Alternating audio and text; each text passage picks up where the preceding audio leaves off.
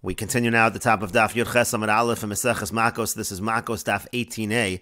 On the previous summit, the Gemara was discussing Rabbi Shimon's opinion in the Brisa. Rabbi Shimon was darshaning the pasuk Lo Sucha Lechol B'Sharecha, and he was darshaning each part of the pasuk to refer to a different kind of kodesh, whether it be Meiser Sheni or Bikurim or Karban Chatas, Karban Ola, etc., and various violations that would be associated with that particular kodesh, with that particular karban. And the implication was that Rabbi Shimon was saying you could be chayiv malchus based on these kal v'chomers that he was making.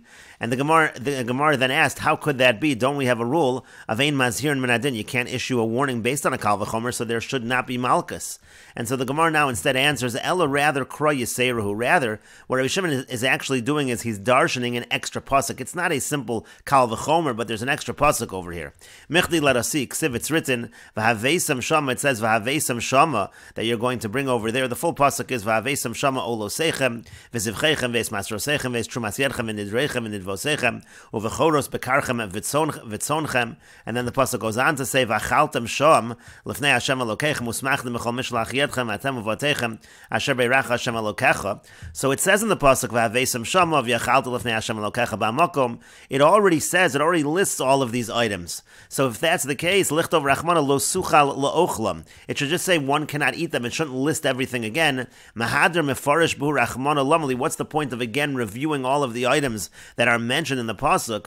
Ella rather it's liyichude lehulave lechol chad v'chad. It's to designate a specific lav for every single one. That's actually what Rabbi Shimon was saying. And the Gemara continues, Gufa, returning to what we said above. Amar Rava says, Zor sha'achal min ha'ola lifnei zrika chutz l'choma. If a non-Kohen, if he eats from a karban ola before the sprinkling of the blood outside of the walls of Yerushalayim, Rabbi Shimon lo kechamish. According to Rabbi Shimon, there's going to be 5 sets of malchus for all of the various violations that this involves. And the Gemara asks, V'lilki nami mishum v'zor lo yochal ki kodesh heim. Why not also get malchus because of a violation of the pasuk of v'zor lo yochal ki kodesh heim?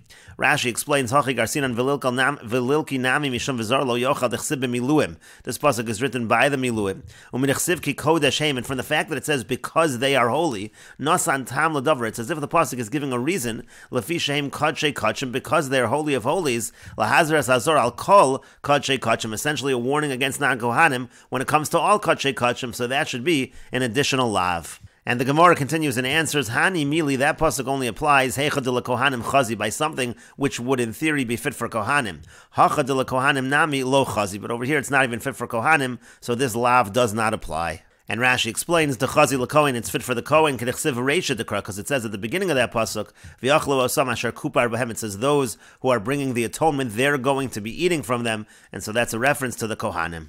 And the Gemara continues and asks, V'lilki nami mishumu vasar basad treifa lo sochela. What about the pasuk which says basar basad treifa, that you can't eat the meat that's in the field that is treifa, that you're not allowed to eat? Kevan sheyatza basar chutz lemechitzasa. So we understand from that pasuk that anytime the meat leaves it from its partition, nesar becomes prohibited.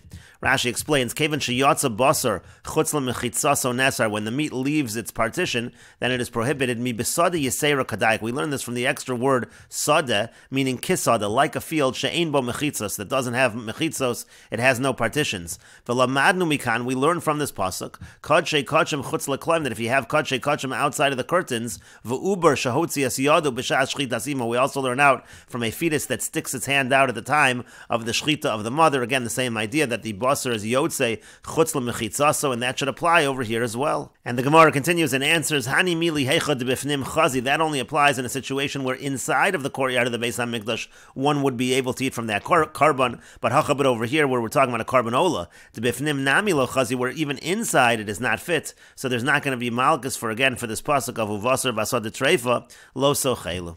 But the Gemara continues and asks, V'lilki nami kid Rabbi Eliezer, why not get an additional malchus like Rabbi Eliezer says? To Yom Rabbi Eliezer, because Rabbi Eliezer says lo yochal ki kodesh, he shouldn't eat it because it's holy. And the Mesoras Hashas changes the word hu over here to the word heim. He shouldn't eat it because ki kodesh heim, because they are holy. And we will continue with this discussion in the next video on Daf Yud Ches Amud Beis.